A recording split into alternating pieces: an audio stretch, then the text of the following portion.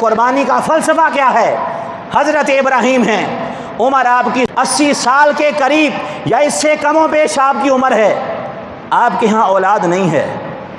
दुआ करते हैं, रब्बी हबली मिनस सालिहीन, ए अल्लाह मुझे सालेह औलाद अता फरमा। फिर 80 साल से उम्र बढ़े और अल्लाह फिर बंदे को बड़ा हसीन व जमील बेटा अता करे, और फिर बेटा होने के बाद अल्लाह का हुक्म आ जाए कि ए मेरे इब्राहीम, जिसके लिए 80 साल तक तूने अपना दामन मेरी बारगाह में फैलाए रखा था, आज तुझे वो बेटा अता कर दिया है। अब इस बेटे को ले और इसकी माँ हाजरा को ले और उस मकाम पर छोड़ के आ जहाँ पर ज़ाहरी तौर पर कोई बगात नहीं है, कोई पानी के चश्मे नहीं हैं। अल्लाह का हुक्म आता है, अपने नन्हे से बच्चे को लेते हैं, 90 साल के करीब उम्र है, और लेकर उस रेगिस्तान में छोड़कर आते हैं।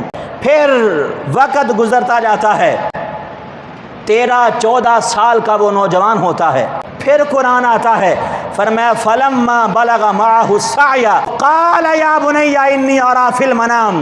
अब हज़रत इब्राहीम सोते हैं, ख्वाब के अंदर हुक्म आता है, इब्राहीम वो नन्हा सा बच्चा जिसे तू आज से 13-14 साल पहले बेआबो गया सहरा के अंदर छोड़ कर आया था, अब हुक्म है इस नौजवान को ले, इसके गले पर छुरी चलाकर इसको मेरी राह के अंदर कुर्बान कर दे। अब ये लोगों को बताना मकसूद था कि लोगों समझ जाओ, ये कुर्बानियाँ सिर्फ जानवर के गले पर छुरी चलाने का नाम नहीं है।